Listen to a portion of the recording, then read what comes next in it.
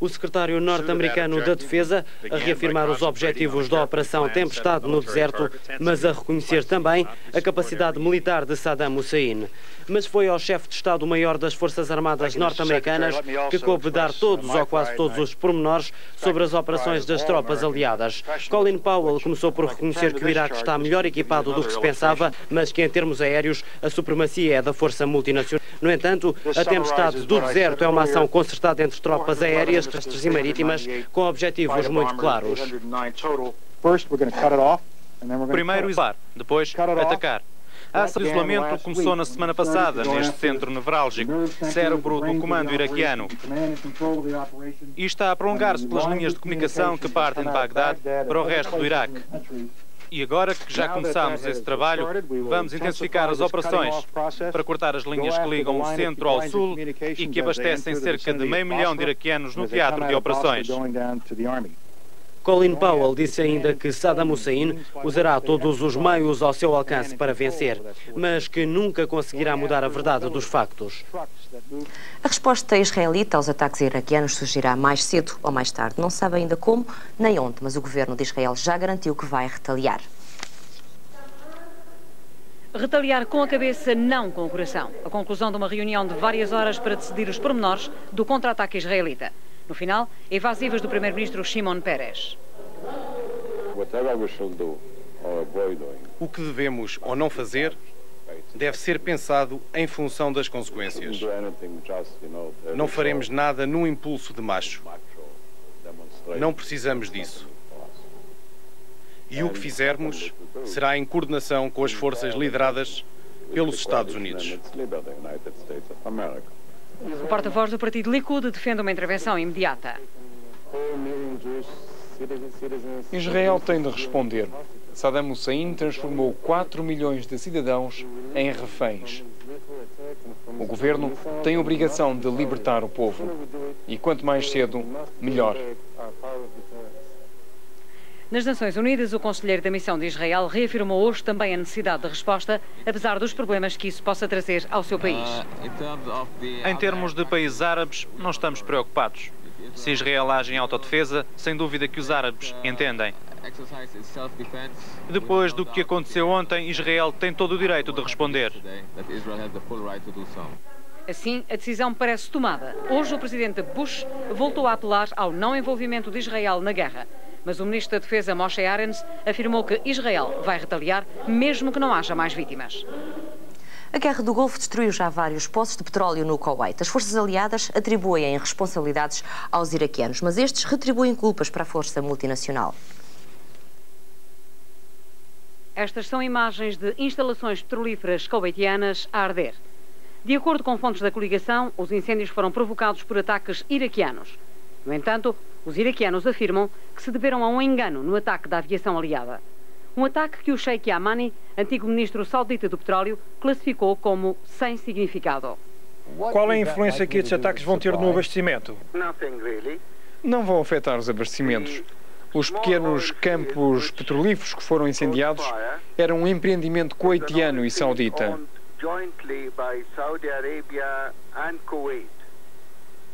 São o pior que nós temos no Médio Oriente. Produzem muito pouco, não têm nenhum significado. O combate a um incêndio num poço de petróleo pode durar 3 a 4 semanas. Mas apagar centenas de poços de petróleo a arder pode levar cerca de 1 ano. Se todos os poços do Kuwait arderem, estão-se a queimar 10 mil barris de petróleo por dia. É difícil dizer que podemos apagá-los em 3 ou 4 semanas. Podemos dizer que conseguimos apagar um poço nesse espaço de tempo, mas quando temos centenas a arder ao mesmo tempo é difícil. Assim, nós prevemos de 9 meses a 1 ano. Um trabalho para o qual são poucas as firmas especializadas. Para o combate utilizam nomeadamente potentes bombas de água, como esta que dispara cerca de 22 mil litros por minuto. Um dos trabalhos mais perigosos do mundo. Um perigo que aumenta com a guerra. Não sei o que será pior, se o fogo ou se as balas.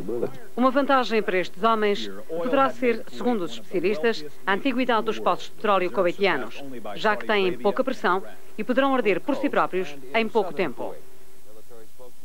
os primeiros ataques a poços petrolíferos no Kuwait. Boa noite, engenheiro Veiga Lagoa. Acha que estes ataques que já foram feitos aos poços de petróleo no Kuwait vão ter consequências dramáticas no abastecimento a nível mundial ou não? Sim, eu penso que sim. Aliás, os analistas económicos já se pronunciaram sobre isso, portanto não é propriamente uma matéria que eu possa dominar de momento. Eu penso Portugal. Que sim. Para Portugal, julgo que terá efeitos negativos, embora Portugal já tenha procurado encontrar, digamos, outros mercados abastecedores, alternativos, penso eu. Relativamente aos poços de petróleo, aqueles que eu ouvi aquela informação em termos de combate a um poço de petróleo que demoraria 3 a 4 semanas, e depois outro especialista falou em 9 meses, 1 ano, estarei mais de acordo com a segunda informação, em termos de 9 a 10 meses, que é extremamente difícil apagar um poço de petróleo, porque a tecnologia é bastante sofisticada e há sempre 3 etapas extremamente importantes, sendo a primeira, efetivamente, apagar e eliminar a chama propriamente dita, com uma explosão, um sopro muito forte. A segunda fase será uma fase propriamente da instalação de um controlador da erupção, porque o petróleo continua a jorrar, portanto elimina-se o gás. E a terceira parte será, talvez a mais fácil, numa fase posterior, instalar uma nova cabeça de poço, porque a que estava lá, com certeza que não só pelo fogo como pela explosão, é totalmente danificada. Perante a situação atual, em que há a ameaça de que novos poços petrolíferos possam vir a ser atacados também, e perante os que já arderam, é possível tomar todas essas medidas? Acha que é possível tomar todas as medidas de segurança para combater, portanto, para tentar minimizar os efeitos? Sabe que em clima de guerra é extremamente difícil atuar em qualquer condição. Normalmente já é difícil combater um incêndio, um poço de petróleo em condições normais, em que não existem balas à volta, não existem qualquer elemento estranho que possa prejudicar as operações. Porque normalmente estas operações de combate a um incêndio de um poço de petróleo, uma vez que, e mais nestes casos em que as pressões existentes são absolutamente impressionantes, e portanto há sempre é uma pressão natural, e portanto há sempre a alimentação constante desse incêndio, porque como sabe, no Kuwait, principalmente na zona, eu não sei bem onde foi a zona onde os incêndios tiveram lugar. São pressões, a exploração petrolera é por pressão natural, não é por bombagem, não são métodos secundários, de maneira que eu acho que é extremamente difícil, vai ser um trabalho muito grande dos especialistas, e não há muitos, só há 2 companhias, penso eu, aquilo que eu sei, e são americanas, uma delas é mundialmente conhecida, que é o Red Adair, e alguns funcionários dele, de maneira que não sei se eles terão mãos a medir para isto tudo. Engenheiro Veiga Lagoa, muito obrigado pela sua participação aqui esta noite. Os países do Magreb querem o fim da guerra. Para isso, apelaram a uma reunião urgente do Conselho de Segurança das Nações Unidas. O pedido foi feito em Rabat pelos ministros dos negócios estrangeiros dos 5 países do Magreb. Por iniciativa de Marrocos, os 5 países do Magreb pediram hoje a realização urgente de uma reunião do Conselho de Segurança das Nações Unidas. O objetivo do encontro, acabar o mais depressa possível com a guerra do Golfo Pérsico. O pedido foi feito em Rabat, Marrocos, pelos ministros dos estrangeiros magrebinos. Argélia, Líbia, Marrocos, Mauritânia e Tunísia decidiram com a sua proposta dar hipóteses a soluções pacíficas para a atual crise. À Turquia chegou, entretanto, o primeiro-ministro paquistanês. Em Ankara, Nawaz Sharif reuniu-se já com dirigentes turcos para debater a guerra do Golfo. Ontem, em Teherão, o chefe de governo paquistanês tinha já mantido idêntico encontro com o seu homólogo iraniano. Turquia, Irão e Paquistão, 3 importantes países muçulmanos não árabes, são membros da Organização de Cooperação Económica. Apesar das diferentes posições em relação à crise do Golfo, os 3 países continuam a mostrar-se esperançados numa solução pacífica para o atual conflito. A prová-lo está o apoio dado à Conferência Islâmica Internacional, que hoje começou no Irão. Delegados muçulmanos de todo o mundo encontram-se na capital, Teherão, para discutir, entre outros assuntos, a guerra do Golfo Pérsico. No terreno, junto à fronteira com o Kuwait, a movimentação de tropas aliadas foi hoje dificultada por chuvas torrenciais. Há informações de que já houve contactos entre os beligerantes, mas nem de um nem de outro lado foi dada ordem para um ataque terrestre. As más condições atmosféricas na zona do conflito não têm dificultado apenas as operações aéreas da Força Multinacional. Também no terreno, a chuva torrencial veio complicar as ações militares dos aliados. Apesar disso, a infantaria estacionada no deserto da Arábia Saudita manifestou-se hoje otimista quanto ao evoluir da situação. A nossa preocupação é levar esta força até às posições inimigas e penso que com o equipamento que temos será fácil desalojar os iraquianos das suas posições, declarou hoje um oficial americano. Entretanto, junto à fronteira do Kuwait, a companhia Fox tem estado sob intenso bombardeamento iraquiano nos últimos dias. Os mísseis, com origem do lado de lá da fronteira, obrigam-nos a estar permanentemente preparados para mergulhar nos abrigos. Não temos tempo para hesitações, referiu este militar, que admitiu que o facto de esta ter sido uma das primeiras companhias terrestres a avançar para a fronteira do Kuwait deu um estímulo às suas tropas. Vamos agora fazer um breve intervalo. Na segunda parte voltaremos para falar da situação na União Soviética, da amnistia para Otelo e réus das FP e, claro, com as últimas do Golfo. Até já.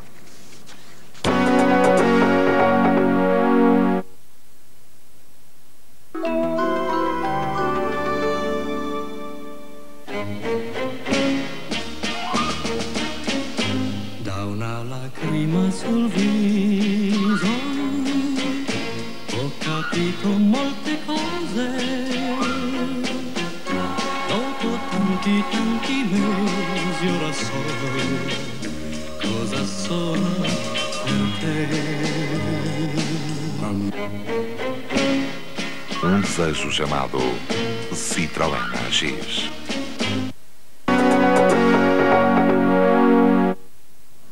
A vaga de protestos contra a repressão nas repúblicas bálticas veio hoje juntar-se à NATO. A Aliança Atlântica admite reduzir os contactos com a União Soviética estabelecidos no pós-Guerra Fria. E em Vilnius, o presidente lituano acusa agora Gorbachev de ter formado uma junta de oficiais superiores do exército soviético para controlarem a República Báltica.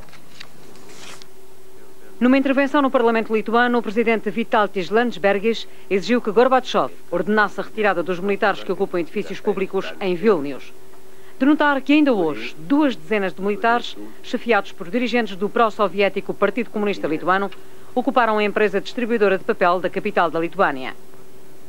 Landsbergis, que acusa Gorbachev de ter constituído um bando com os oficiais superiores do exército soviético, pede agora a ajuda do presidente François Mitterrand para conseguir o envio de uma comissão de inquérito das Nações Unidas para Vilnius.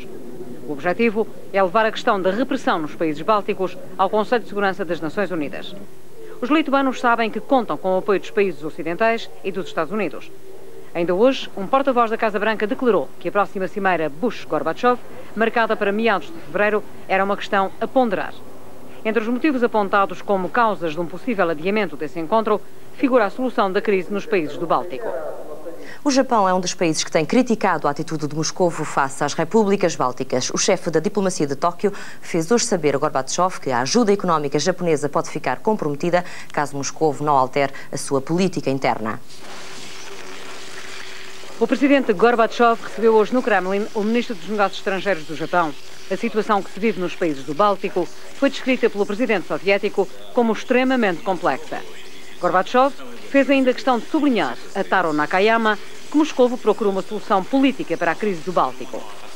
Esta visita a Moscovo do ministro nipónico tem como objetivo preparar a viagem oficial do presidente soviético ao Japão, uma visita que vai realizar-se de 16 a 19 do próximo mês de abril. Nesta reunião não foi abordada aparentemente a questão das Ilhas Kurilas, ocupadas pela União Soviética em 1945, no fim da Segunda Guerra Mundial. Há muito que o Japão reivindica a restituição dessas ilhas por Moscovo. Mas em Moscovo viveram-se horas de angústia por motivos bem diversos. O governo decretou que as notas de 50 e de 100 rublos deixaram de ter valor. A troca de dinheiro, por maior que seja a poupança, não pode ultrapassar o equivalente a um salário médio mensal e só até à próxima sexta-feira. Os soviéticos podem perder assim muitos milhões de rublos. Mas o governo decidiu esta sangria para limitar a enorme massa monetária em circulação, sobretudo para lutar contra a especulação e contra o mercado negro, que assumiram proporções gigantescas na União Soviética.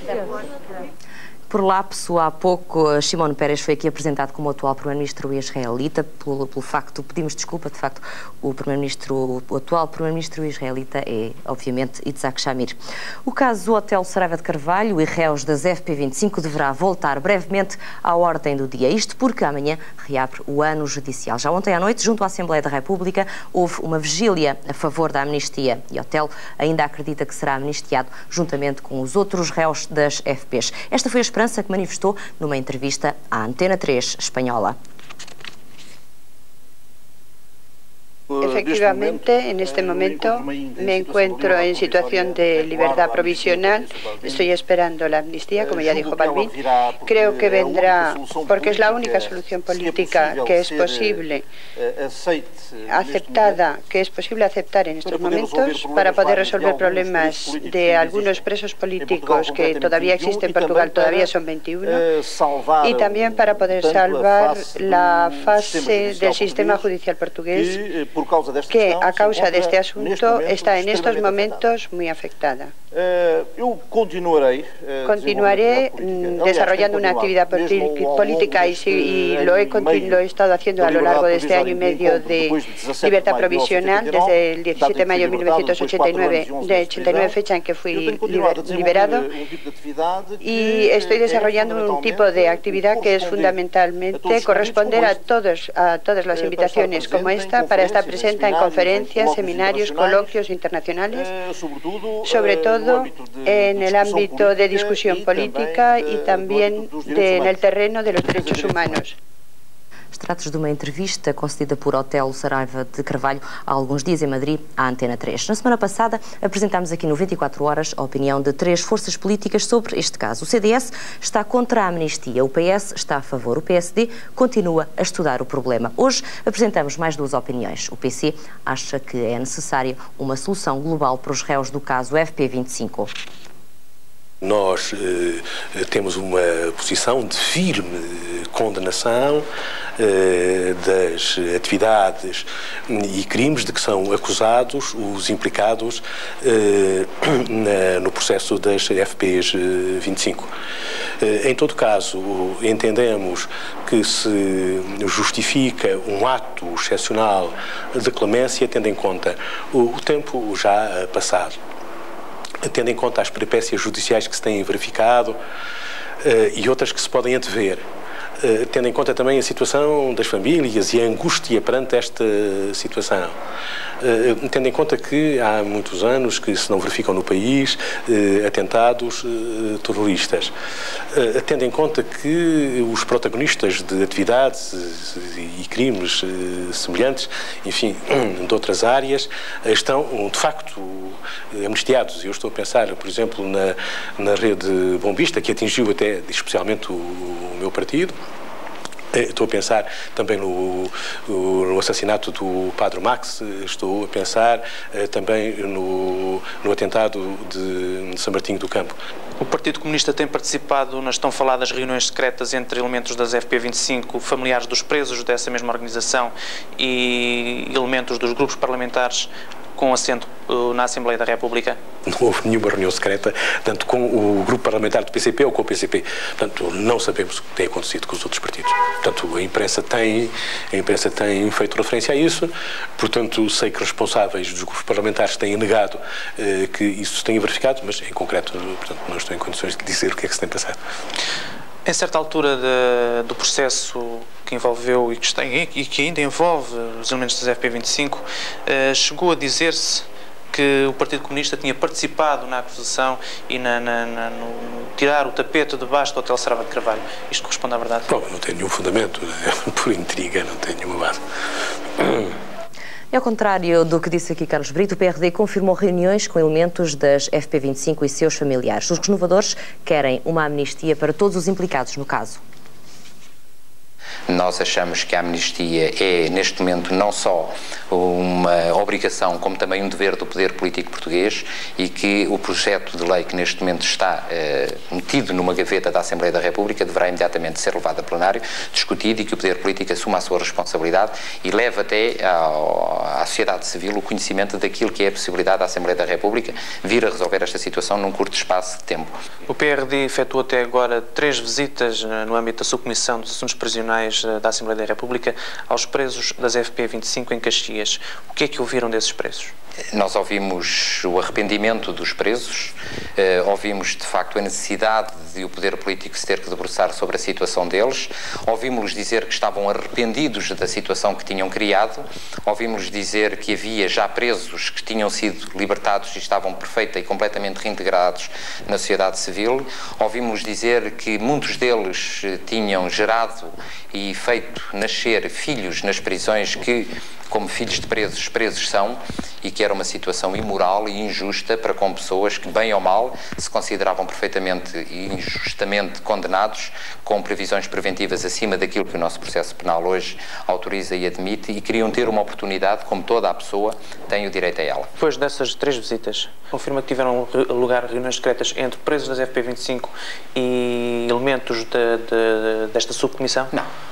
Ou de outras comissões da Assembleia da República? Que eu tenho conhecimento, não. O que nós tivemos, de facto, foi imediatamente a seguir audiências com os elementos do movimento pró-amnistia e com os familiares dos presos, com eles trocámos impressões, manifestámos aquela que era a nossa disponibilidade para participar e colaborar numa possível e eventual amnistia, e manifestámos também a nossa solidariedade para com a situação que estava a ser criada com os presos 25 de Abril. Já não é a primeira vez que ouço falar em reuniões secretas, eu pessoalmente desconheço-as totalmente, não faço a mínima ideia a que é que se referem várias das pessoas que têm, e órgãos de comunicação social que têm referido isso, mas se consideram secretas audiências das comissões da Assembleia da República, como sabe, elas podem ser ou não públicas, se entendermos que elas não deverão ser públicas, não o são, mas isso não quer dizer que tenham um âmbito de secretismo.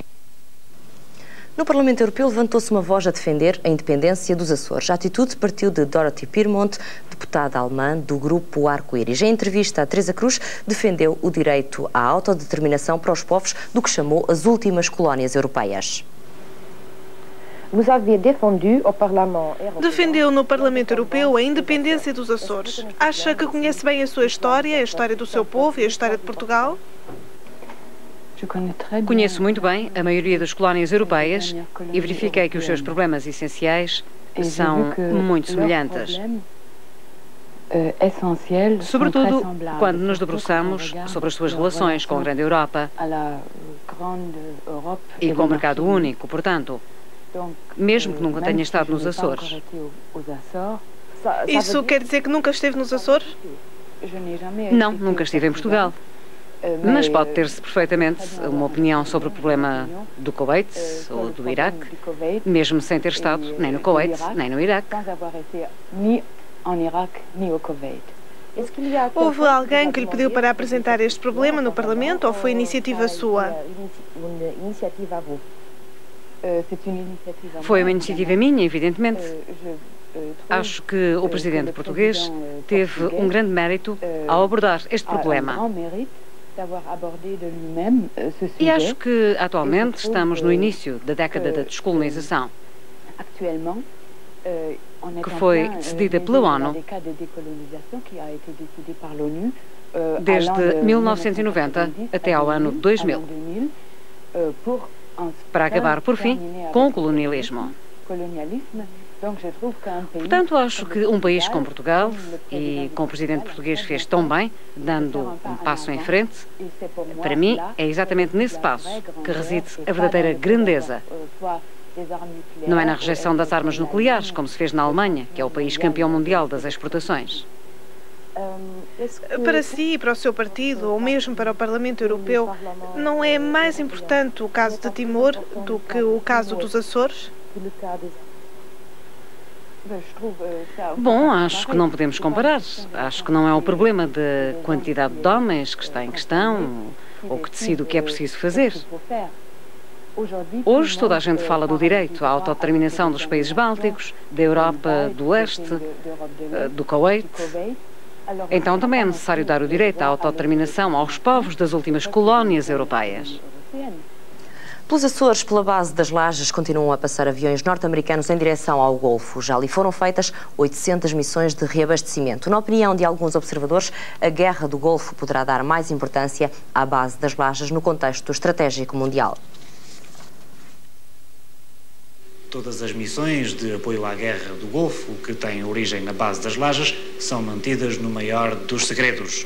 No entanto, uma coisa parece certa. A base das Lajes está a ser menos utilizada agora do que foi em 1973, no conflito de Yom Kippur. Praticamente por aqui não passaram soldados. No entanto, a base tem sido utilizada com alguma frequência por aviões reabastecedores. Quanto à importância, pois eu penso que nós temos que ver isto num contexto que não seja apenas a guerra que se está neste momento a travar no Iraque, aquilo que alguns já começam a chamar a nona cruzada. Infelizmente parece que isso que está a acontecer é o princípio de qualquer coisa.